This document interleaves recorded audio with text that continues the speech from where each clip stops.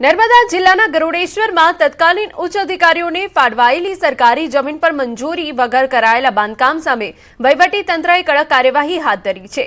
10 JCB મશીનોની મદદથી અધિકારીઓના મકાનોનું ડિમોલિશન કરવામાં આવ્યું। વર્ષ 2019માં ફાળવાયેલા પ્લોટ પર નિયમોનો ભંગ કરી બાંધકામ થયાના આક્ષેપ બાદ જિલ્લા કલેક્ટરના આદેશથી કાર્યવાહી શરૂ કરવામાં આવી। કેટલાક અધિકારીઓએ સ્ટે મેળવ્યો હોવાનું પણ જાણવા મળ્યું। नर्मदा जिल्लाના કેવડિયા ખાતે એક ઐતિહાસિક નિર્ણય લેવામાં આવ્યો છે જે સરકારે આપેલી જમીન સરકાર પાછી લઈ રહી છે। તમે જોઈ શકો છો તેમ કે જે આ ગરડેશ્વર પાસે આવેલ આ પ્લોટ સરકારે ફાળવવામાં આવ્યા હતા।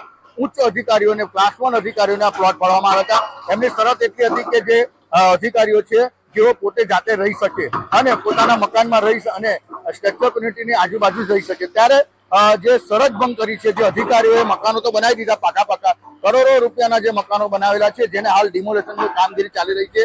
કહી શકાય કે જે આ શરત ભંગ એવી છે કે જે તે સમયે જે જમીન ફાળવવામાં આવી હતી ત્યારે એના બાંધકામની મર્યાદા હતી કે આટલા સમયમાં બાંધકામ થવું જોઈએ અને આ બાંધકામ કર્યા બાદ એ જાતે રહી શકે, એને ભાડે પણ ના આપી શકે। પરંતુ અનેક કેટલા અધિકારીઓ જે ક્લાસ 1 અધિકારીઓ જેઓ મકાનો બનાવી દીધા અને ભાડે આપવા જતા આજે શરત ભંગ થઈ છે। અને શરત ભંગને લઈ એસઓયુ સત્તા મંડળ દ્વારા આ તમામે તમામ જે જગ્યા આપેલી હતી જે પરત લેવામાં આવી છે। પટેલ ન્યૂઝ 18 ગુજરાતી।